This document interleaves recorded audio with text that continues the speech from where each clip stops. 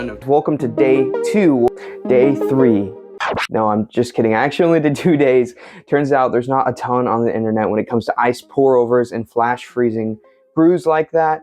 But we're going to go over the 2 top ones on the internet, or at least on YouTube, today. So stick around. There's a sneak peek on some future ice brews because the summer's not over. More on that at the end.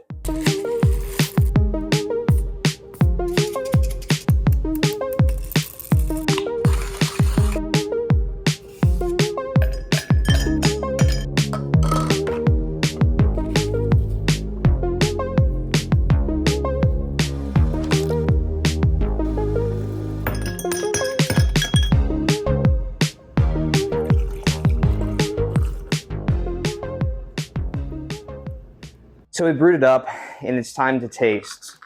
Something I'm gonna do for every single one is take notes. This is the first one, so it's kind of hard to give comparison. So these notes are gonna be super general. But in order to give an appropriate amount of comparison to each one of these drinks, I'm gonna write down what I think I taste. I'm not a coffee taster, so don't judge me too harshly from what I say. Let's take this first sip.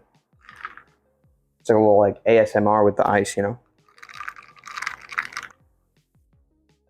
It's plenty cold.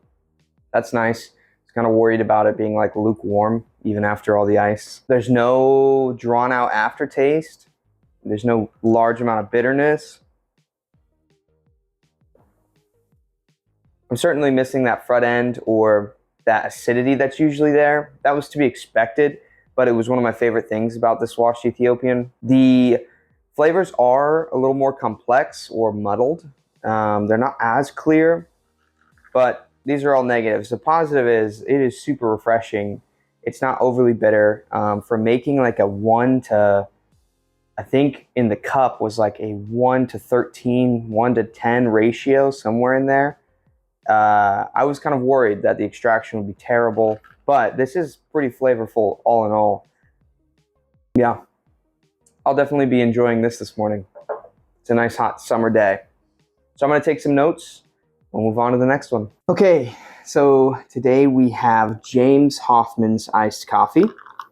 I'm excited to try this James Hoffmann recipe.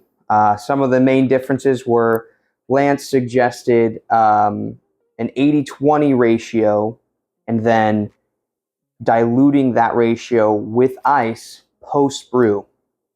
James suggested a 60-40 ratio with 40% of your brew and ice in the decanter or cup prior, and then 60% of that be brewing water, and then you just really try to extract a lot at that high concentration. Cheers. A little ASMR swirl again. Oh yeah. I did the same brew on both, same bloom time. Obviously, it's not the exact same brew because I have different amounts of water.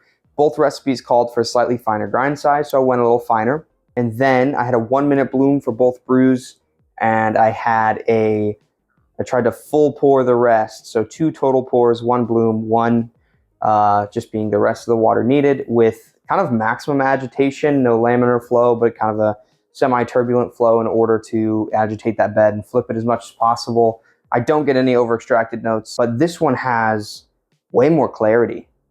Lance, his recipe had some chocolatiness, and this doesn't have as much chocolatiness, but it's super duper clear, at least compared to Lance's. That's what I'm comparing this to mostly. Super clear, temperature's great. It's still like muddled compared to the original, and the acidity is not as fruit forward as when I brew this hot, but it's still super refreshing.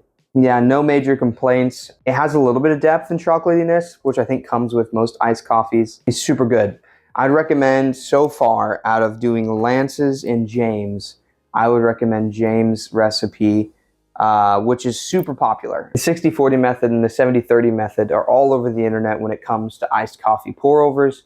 Lance really changed it up with his approach, and I really enjoyed it, and I think both of these could use some refining by me, and I'll try to do that in the future. But this is just raw thoughts. It's the middle of summer. I wanted a refreshing cold brew, and I wanted to try the recipes out there so you guys didn't have to.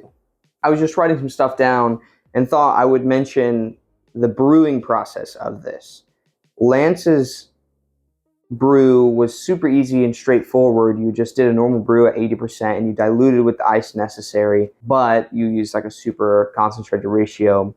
James, you put your ice in prior and then you can make some adjustments. The brewing process for both was, I would say, equally as complicated. James felt more straightforward, kind of obvious, like I want to make iced coffee, so I'm going to make coffee over ice.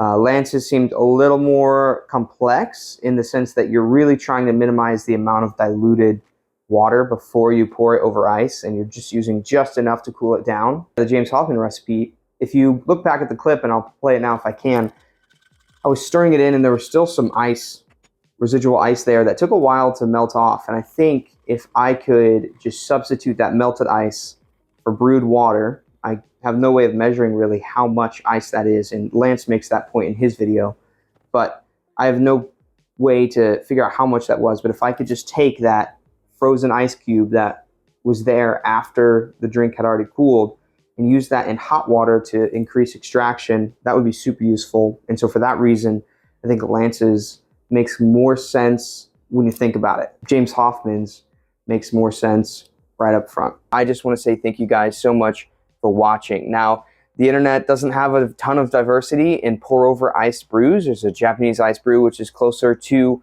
what James Hoffman did, and Lance did his own twist on that. But the internet has a decent amount of immersion brewing over ice. James put one out about a year ago, and there's a ton of articles on it online. So if you guys would like to see some of that, like, comment, let me know. I might just put it together anyway and see what happens. Thanks for watching. Don't forget to like and subscribe.